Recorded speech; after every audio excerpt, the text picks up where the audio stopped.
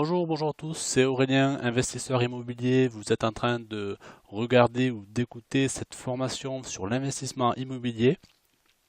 Alors cette formation consiste à balayer toutes les stratégies d'investissement, toutes les phases d'investissement, connaître toutes les subtilités pour gérer un investissement immobilier et savoir faire les choses par vous-même, savoir investir dans un bien par vous-même et gagner de l'argent.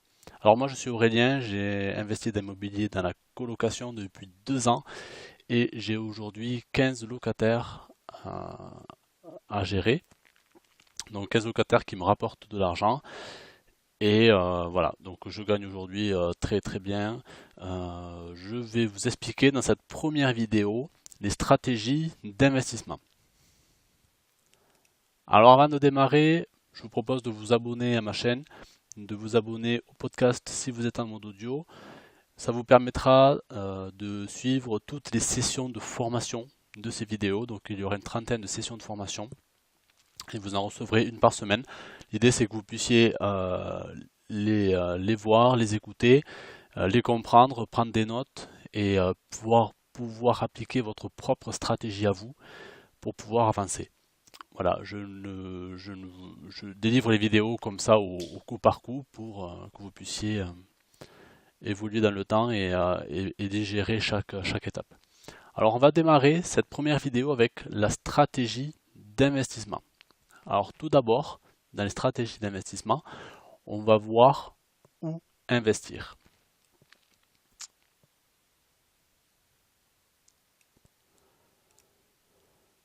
Alors, pour votre investissement immobilier, il est important de définir le lieu de votre investissement. Alors le lieu, qu'est-ce que c'est? Le lieu, ça peut être une ville, ça peut être la campagne, ça peut être en montagne, ça peut être en périphérie d'une ville, en hypercentre, ça peut être beaucoup d'endroits. Vous devez vous poser tout un tas de questions avant de définir le lieu de votre investissement. Première question que vous allez devoir vous poser, allez-vous gérer vous-même les locations? Est-ce que c'est vous qui allez vous déplacer à chaque fois qu'il y a une visite à faire, à chaque fois qu'il y a un problème dans la location, ou est-ce que vous allez déléguer? Voilà. Donc ça, première question importante à vous poser. Allez-vous gérer vous-même les locations? Allez-vous effectuer les travaux, la déco et l'ameublement vous-même, ou allez-vous les faire par des gens compétents? Alors j'entends par là, vous allez acheter un bien immobilier, vous allez faire des travaux, hein, c'est des biens immobiliers où il y a zéro travaux, je n'en connais pas. J'ai toujours eu un minimum à faire, un minimum de rafraîchissement. Ça nécessite du temps, ça nécessite des compétences, ça nécessite de l'argent. Là, on se focalise sur le lieu de l'investissement immobilier pour savoir si c'est vous qui allez effectuer ces travaux, si c'est vous qui allez décorer l'appartement, si c'est vous qui allez le meubler. On est là dans le cas d'une location meublée bien entendu, pas d'une location nue. Voilà, posez-vous cette question. Est-ce que vous avez les compétences? Est-ce que vous avez le temps pour le faire? Le lieu que vous allez définir, est-ce que vous pensez pouvoir y aller un grand nombre de fois? Est-ce que vous allez pouvoir vous déplacer souvent dans ce lieu pour effectuer des visites, par exemple, lorsqu'il sera mis en location? Voilà, essayez de réfléchir à ça aussi. Sachez que vous allez devoir vous déplacer énormément. Une fois que l'achat est fait, vous êtes déjà déplacé plusieurs fois pour visiter le bien, pour l'analyser sous toutes les coutures, pour discuter avec l'achat immobilier localement, pour peut-être voir un petit peu l'ambiance dans le quartier. Mais sachez que maintenant que vous l'avez acheté, vous allez devoir faire beaucoup d'allers-retours entre votre domicile et le logement pour effectuer tout un tas de choses. Et une fois que les travaux seront terminés, passeront les phases de visite pour louer l'appartement et passeront ensuite les phases de petits travaux, de petites choses à régler vis-à-vis des locataires. Il y a quelque chose qui ne fonctionne plus, il faut aller le changer. Voilà, tout un tas de choses qui font que vous allez devoir vous déplacer. Est-ce que vous vous sentez capable de vous déplacer vers ce lieu où vous allez investir? Ayez bien conscience qu'il sera plus simple de gérer soi-même un bien immobilier situé proche de votre domicile qu'un bien éloigné. Alors ce que je dis là, c'est le b.a.-ba, on est d'accord, mais il ne faut pas l'oublier, certaines personnes sont tentées d'investir loin de chez eux parce que le lieu est plus approprié. Alors, ils ont peut-être raison, mais il faut savoir que cela impliquera du temps, du déplacement, donc du coup des frais kilométriques, forcément. Bon, les frais kilométriques, c'est pas forcément un problème en soi puisqu'on va pouvoir les déduire fiscalement des impôts, mais ça peut être pénible, ça peut être fatigant de devoir se déplacer pour ça. Voilà, donc posez-vous ces questions. Allez-vous gérer vous-même, allez-vous faire les travaux, la déco, l'ameublement vous-même. Êtes-vous en capacité de faire un grand nombre de visites et un grand nombre de déplacements dans le lieu où vous pensez investir.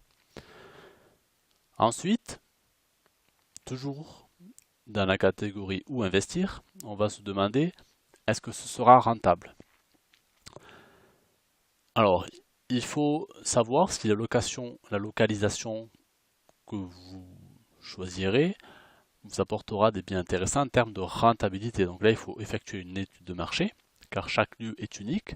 Chaque lieu vous proposera des opportunités différentes, des facilités de location différentes, des quantités de biens à vendre différentes, de la concurrence sera différente de bien à un autre. Donc il faut analyser pour savoir un petit peu quel lieu sera plus propice par rapport à tel ou tel autre. Est-ce que votre logement vous permettra de rembourser rapidement votre emprunt? C'est-à-dire, est-ce que vous aurez des facilités pour le louer? Est-ce qu'il sera loué à un prix intéressant par rapport à la mensualité que vous allez contractuer pour votre emprunt? C'est une autre question que vous allez devoir vous poser. Et est-ce que la rente que vous allez obtenir de vos loyers sera suffisante par rapport à vos objectifs? Le problème que je retrouve très souvent chez mes clients, ils ne fixent pas d'objectif. Donc ils se disent je vais acheter quelque chose, je vais le louer et je vais obtenir des loyers. Voilà, ils sont très basiques. Ne raisonnez pas de manière aussi basique, raisonnez de manière plus profonde. Quel est votre objectif? Et de là, est-ce que l'argent que vous allez gagner suite aux locations vous conviendra par rapport à vos objectifs? C'est très important d'avoir cette notion de rentabilité et de veiller à avoir un bien qui est rentable. Alors ensuite, il faut essayer de voir l'évolution dans la ville ou le secteur géographique où vous voulez investir. Comment évolue la démographie? Est-ce qu'il y a de plus en plus de personnes qui arrivent dans la ville en question? Est-ce qu'il y a de plus en plus de départs et donc au contraire des gens qui s'en vont? Quelle est la population type de votre ville?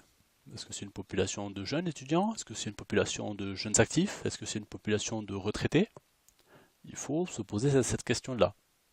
Qui vit dans la ville où je veux investir?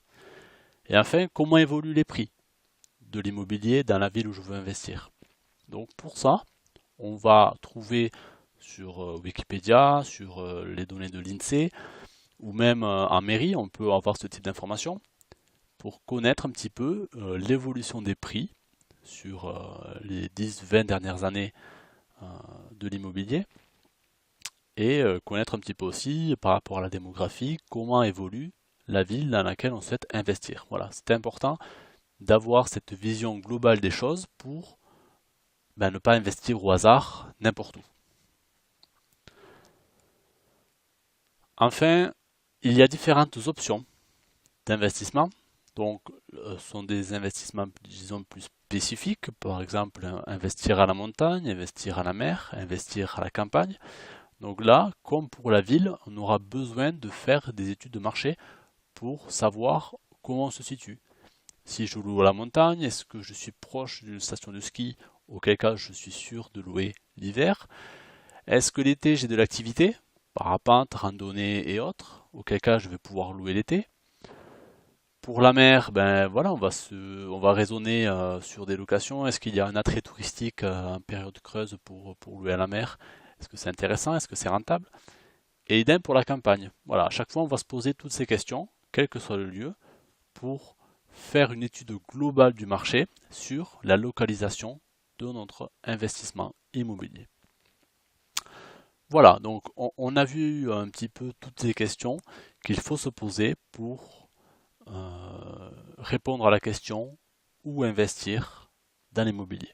Donc là, c'est à chacun de se poser les questions en fonction de vous, en fonction de vos objectifs, en fonction de votre lieu de vie, en fonction des sacrifices et de la quantité de travail que vous pourrez abattre et du temps que vous pourrez y consacrer.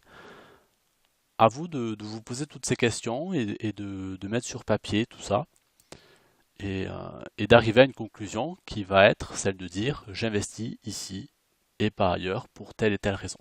Voilà, c'était Aurélien, j'espère que cette première session de formation vous a intéressé. Si c'est le cas, n'hésitez pas à vous abonner à ma chaîne YouTube, n'hésitez pas à laisser un commentaire en dessous de cette vidéo, j'y répondrai.